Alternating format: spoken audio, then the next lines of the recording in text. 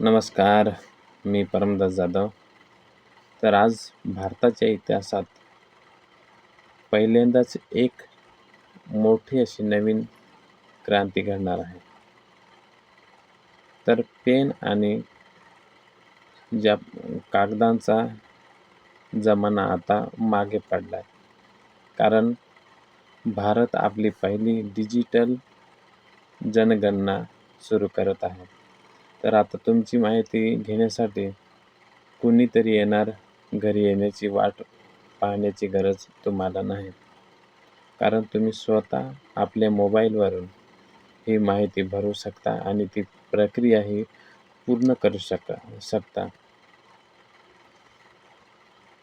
ही जनगणना 3 टप्प्यामध्ये केलेली आहे. तर दर 10 वर्षे ही जनगणना होत असते. पण आता हायटेक झाले आहे. कारण केंद्र सरकारने यासाठी एक विशेष मोबाईल ॲप आणि वेब पोर्टल तयार केलेलं आहे. पूर्वी प्रगणक हातात मोठ्या फाईल्स घेऊन घरी यायचे.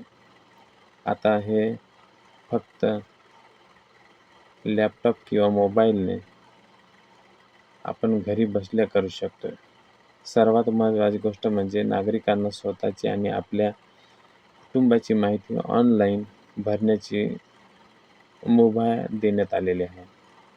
आणि यामुळे माहितीची अचूकता वाढणार आहे. कारण या जनगणनेमध्ये मुख्य प्रमाणात 2 टप्पे करण्यात आलेले आहेत. तर पहिला टप्पा हा घराची जनगणना. तर पहिल्या टप्प्यात देशातील प्रत्येक घराची नोंद केली जाईल. तुमचे घर पक्के आहे की ते चेक केले जाईल. तर घरात पाणी, वीज, शौचालय अशा सुविधा आहेत का? तुमच्याकडे कोणते वाहन आहेत? या सर्वांची माहिती पहिल्या टप्प्यामध्ये घेतली जाईल. तर दुसऱ्या टप्प्यामध्ये कुटुंबातील प्रत्येक व्यक्तीचे नाव, वय, शिक्षण, व्यवसाय आणि मातृभाषा यासारखी वैयक्तिक जी माहिती आहे ती गोळा केली जाईल. याच आधारावर देशाच्या भविष्याची जी योजना आहे ती ठरवली जाते. जर तुम्हाला स्वतःची माहिती भरायची असेल तर कोणती प्रक्रिया सोपी आहे?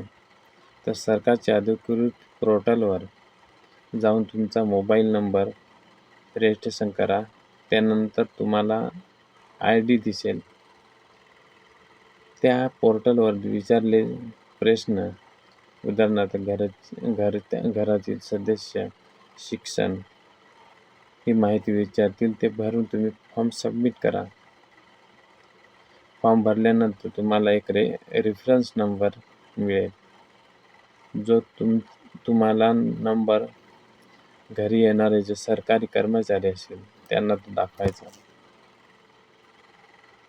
डिजिटल जनगणनेचे अनेक असे फायदे आहेत. पूर्वी जनगणनेचे आकडे यायला 4 ते 5 वर्ष लागायचे. आता डिजिटल पद्धतीने सर्व काही एका महिन्यातच अचूक आकडेवारी समोर येईल.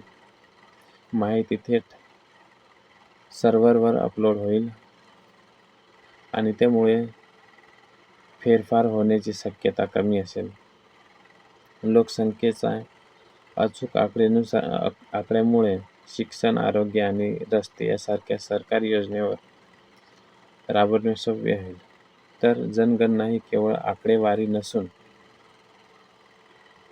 देशाच्या विकासाचा पाया आहे आणि त्यामुळे विचारलेल्या प्रश्नांची अचूक माहिती देणे हे प्रत्येक नागरिकाचे कर्तव्य आहे. अफवांवर विश्वास ठेवू नका आणि या डिजिटल मोहिमेत आपण सगळ्यांनी सहभागी व्हा. तर ही आजपासून जी भारतात नवीन डिजिटल जनगणना सुरू होत आहे. तर इथे थांबतोय. धन्यवाद.